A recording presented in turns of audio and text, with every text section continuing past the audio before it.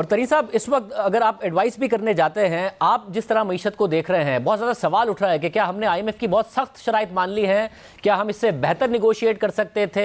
आपने माजी में आईएमएफ से भी निगोशिएट किया हुआ है, मईशत भी चलाई है बतौर वजीर ख़जाना। आपके ख्याल में क्या बहुत सख्त प्रोग्राम मानकर आ गए हम? मेरे ख्याल में शुरू के बीच में हमने गलती कर ली, और मेरे ख्याल में सोच ये थी कि देखें फ्रंट लोडेड कर दिया जाए ताकि पॉलिटिकल कॉस्ट तो जो होगी हमें बाद में इसको उसको चेंज नहीं करना पड़ेगा। आई थिंक ये चीज़ जो थी, ये थिंकिंग ठीक नहीं थी। थिंकिंग ये होनी चाहिए थी कि हमें जो है अपने अवाम के लिए जो हमारे जो बेसिकली जो ग्रोथ थी इस वक्त 5.5% की, वो ज़रूर ये थी कि आप उसको एक डेट सपोर्टेड वो ग्रोथ थी, तो उसकी वजह से आपने करंट अकाउंट डेफिसिट को बहुत बड़ा कर दिया। ठीक है, उसको आप हैंडल करते, लेकिन अगर 7% आपका जो कोर इन्फ्लेशन है और 13.25% पे आप इंटरेस्ट रेट लेके चले गए, और फिर उसके बाद एक्सचेंज रेट है उस वक्त 112-115 पे फिर रहा था, और आप उठा के उसको 165 पे लेके चले, तो आपने मईशत की तो बेड़ा गर्क ही करके रख दिया ना। और उसके बाद फिर आपने सारी चीज़ें बढ़ा दी, आपने बिजली के रेट्स बढ़ा दिए, गैस के रेट्स बढ़ा दिए, petrol, everything just went up. So उससे ये हुआ कि डिमांड तो उड़ गई है। जब डिमांड उड़ गई तो और मतलब मईशत बैठ गई, तो उससे अनएम्प्लॉयमेंट हो गई। ज़ाहिर है, जब आपने अपने एक्सचेंज रेट को इतना ज़्यादा कर दिया तो उसके इन्फ्लेशन ज़्यादा हुई, food prices out of control होना शुरू हो गई। तो मेरे ख्याल में शुरू के बीच में नेगोशिएशन जो थी वो ठीक नहीं हुई। अब जो है हम इसमें फंसे हुए हैं, और हमें ये देखना है कि हमने इसको कैसे टैकल करना है गोइंग फॉरवर्ड, क्योंकि हमने $500 मिलियन भी ले चुके हैं इस वक्त। लेकिन हमें अपनी नेशनल इंटरेस्ट को पहले देखना पड़ेगा, और ये देखना पड़ेगा हमारा अवाम जो इस वक्त पिस चुका है कोविड से, कोविड 1, 2, 3, तो वो कितना सहार सकता है ये जितने भी हम उसके ऊपर हम बोझ डाल रहे हैं। तो उसके बाद अगर हमारे ख्याल में ये इतना बोझ नहीं सह सकते, तो we should go back to IMF और कहें यार देखो, सारी दुनिया के बीच में लोग इस वक्त जो है रिलीफ दे रहे हैं अपने अवाम को, और हम उनके ऊपर बोझ डाल रहे हैं। और कोविड 3 आ गया है इस वक्त, और कोविड 3 जो है बड़ा सख्त है इस वक्त।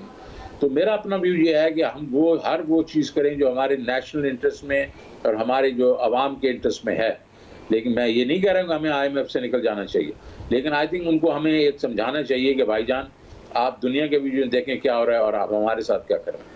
और इस प्रोग्राम में आपको लग रहा है कि आने वाले दिनों में अगर कोई 4-4.5 रुपए का बिजली की कीमतों में और इजाफा होता है, इन्फ्लेशन वैसे ही आउट ऑफ कंट्रोल है, तो और ज़्यादा प्रेशर आ जाएगा। साथ में रेवेन्यू मेजर्स जो कहे जा रहे हैं, हालांकि एक अच्छी ग्रोथ हमें नज़र आई है, मार्च के नंबर्स भी जो आ जाए, मगर उसमें भी ज़्यादा इजाफा नहीं हो पाएगा।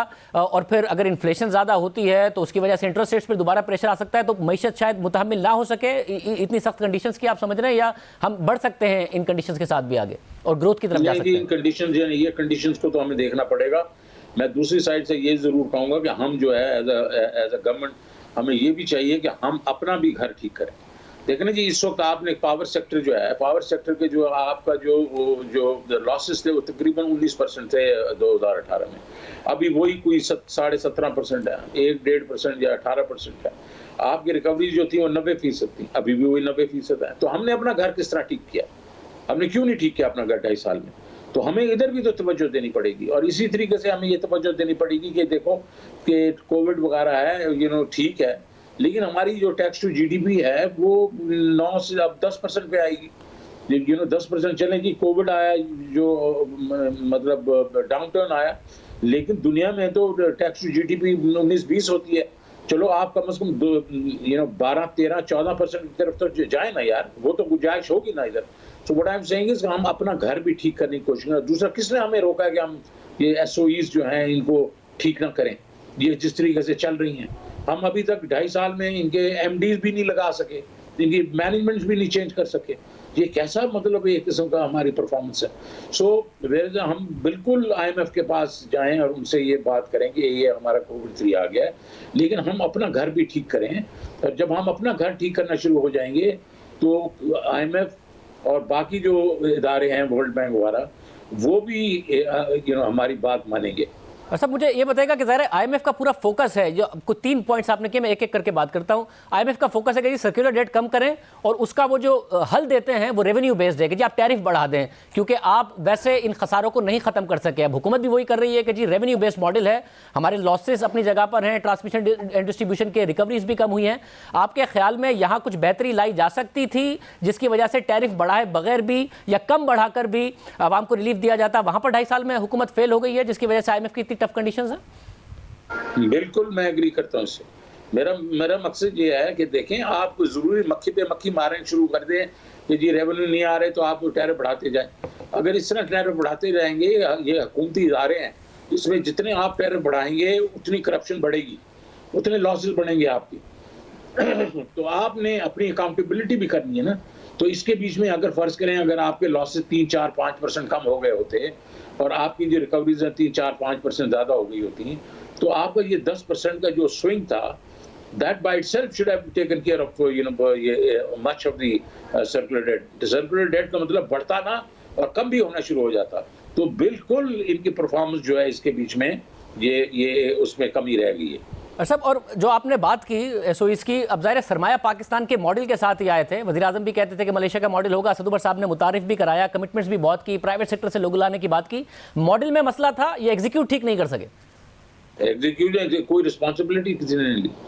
ये बेसिकली बात है रिस्पॉन्सिबिलिटी। आप जिस शख्स से बात कर रहे हैं उसने इस मुल्क के बीच में एक बहुत बड़े इदारे को टर्न अराउंड किया था जिसका नाम हबीब बैंक था। अब मुझे मालूम है कितनी मुश्किल थी उसमें, कैसी मुश्किलें हमें पेश आई। मतलब एक वक्त में तो मुझे वो अरेस्ट करने लगे थे, इतने हम सख्त डिसीजन ले रहे थे।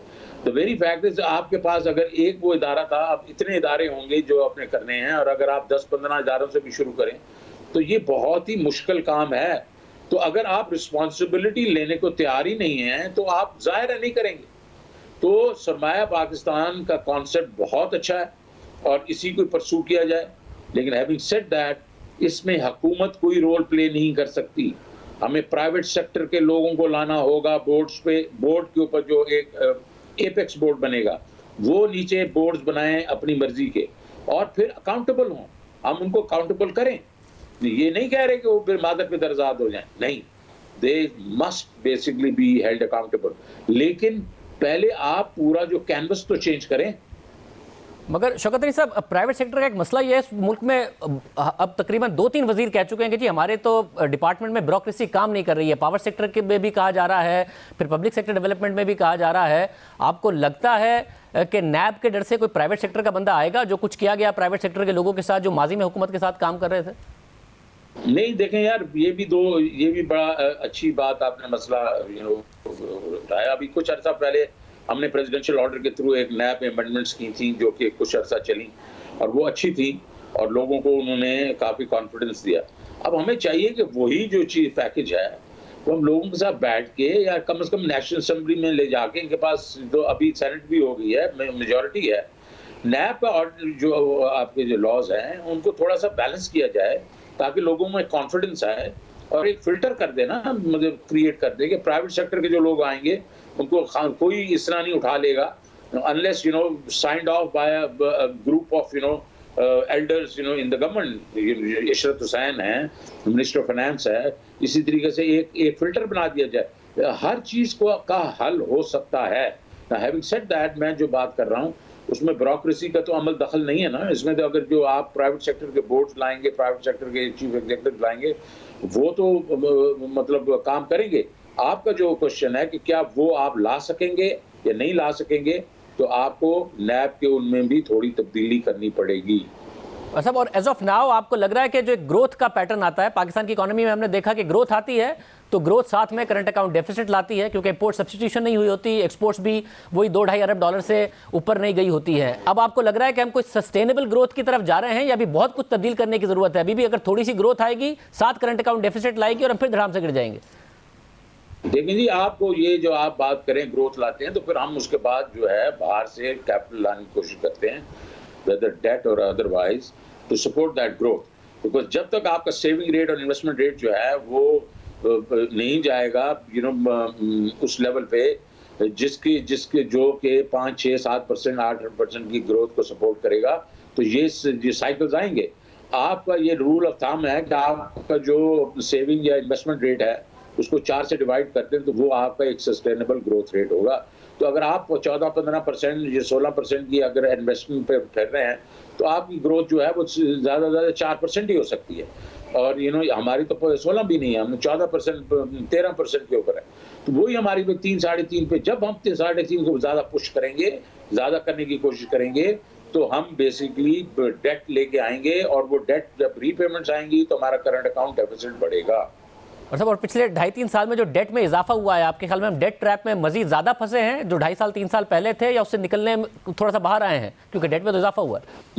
नहीं, अभी आपको अगर आप अपनी जो जीडीपी है उसको डीबेस कर दें तो उससे काफ़ी फ़र्क पड़ेगा। डेट टू जीडीपी का फ़र्क पड़ेगा। बड़ी देर से नहीं डीबेस हुई, उसको करना पड़ेगा, रीबेस करना पड़ेगा और वो अच्छी चीज़ है। लेकिन हैविंग सेड दैट, आपने जो इंटरेस्ट रेट बढ़ा दिए और आपने उसकी रीप्रोफाइलिंग जो की इतनी एग्रेसिवली, और वो भी आईएमएफ ने कहा आपको, तो आपने उनसे भी बढ़ के ज़्यादा कर दी।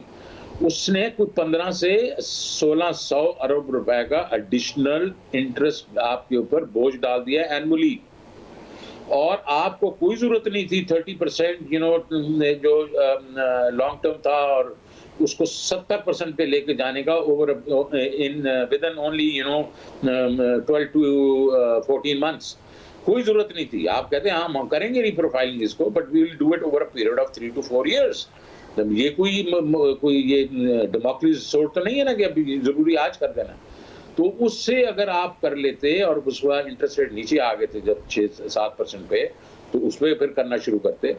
लेकिन वो जो आपने अप्रैल 2019 और मई और जून में जो आपने रीप्रोफाइलिंग की है, उसने आपकी कमर तोड़ दी, आपकी ये जो इंटरेस्ट रेट्स की, और वो अब आपको भुगतना पड़ेगा अगले 4-5-6 साल में।